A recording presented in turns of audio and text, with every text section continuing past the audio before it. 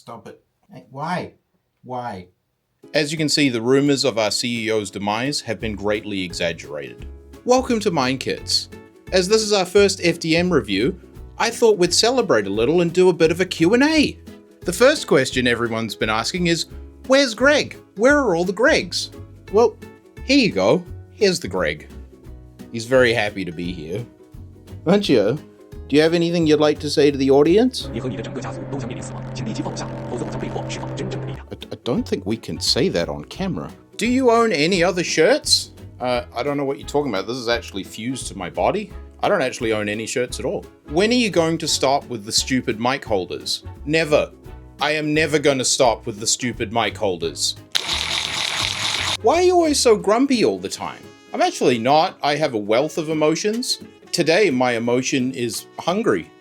Why are you so fat? Tragic boating accident. Where is my order? I ate it.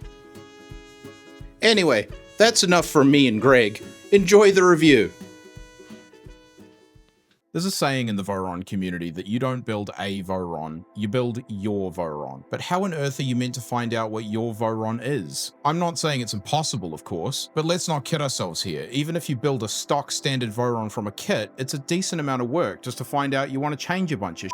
If you've always wanted a Voron but are intimidated by the prospect of building a kit, printing all your parts, scrolling through forums and GitHub pages to dial in exactly what it is you want, we see you. And this could be your launchpad. Despite most Voron builds deviating from the default spec, there is something to be said about starting from a foundation. And in my mind, that's what the SV08 is. It's your ground level, your base of operations, your position of you. You've got something well built, reliable, and pre-configured on your bench within an hour of opening the box. But at the same time, it's brimming with potential to take further. The SV08 comes in a few chunky pieces: 4 ZX modules, a top frame, and the gantry itself. All in, it takes about 40 minutes to put together and start a print. Definitely recommend having a second pair of hands, but it's overall extremely easy with every step clearly labeled. But let's not beat around the bush here. The Voron heritage is obvious. So much so, in fact, that the whole thing is open source in respect to the Voron license, and they make donations to the Voron team, which feels like an increasingly rare thing as the printing landscape matures and monopolizes. But yeah, you did hear that correctly, the entire printer is open source. You can download the Clipper source code and all of the CAD files and do whatever you want with them. What does this mean for you though? Well, to me, this means potential. The machine is a blank canvas for what you need it to be, from a simple hot end upgrade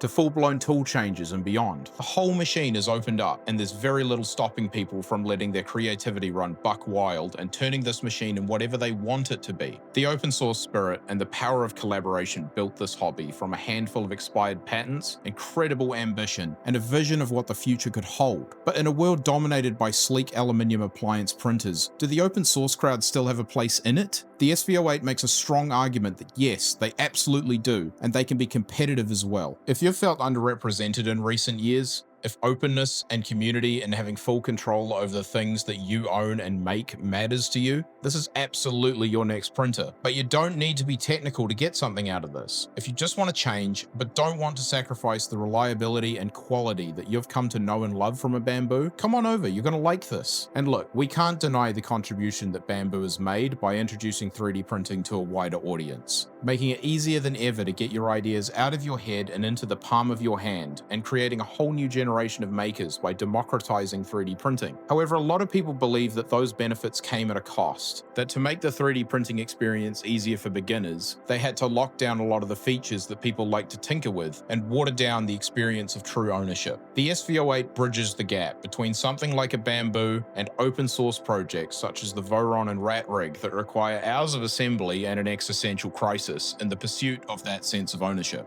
But being in the middle doesn't mean average quality either. Can you tell me which of these came off in H2D and which came off in SV08? Probably not. Right, so enough philosophical nonsense, let's cut the bullshit and get into the hard factors rapid fire. Linear rails on all axes, a direct drive tool head with a nozzle probe, high flow hot end goes up to 300C. Below that sits a 350mm bed that goes up to 100C, with a total build volume of 350 by 350 by 345. The extruder contains a planetary gearbox that drives 2 hardened extruder gears and features an external filament runout sensor as well as a surprisingly bright LED for illuminating the work area. There's a camera for time lapses and print monitoring, and a basic screen and dial for adjustments, with a full web interface for more involved tinkering. It comes with profiles and Orca Slicer by default, and they're quite good for defaults. The machine is capable of extremely fast printing and makes absolutely no secret about that. It uses a flying gantry motion system, which if you're unfamiliar with, you can think of like an upside down Core XY, with the gantry going up and down, but the bed staying in place. How much of a difference does this make in reality? Well, on large machines, this really helps with keeping the bed flat and parallel to the gantry, as well as returning some stability to tall objects. The debate to its effectiveness is ongoing, however, it's become a defining feature of the Voron aesthetic.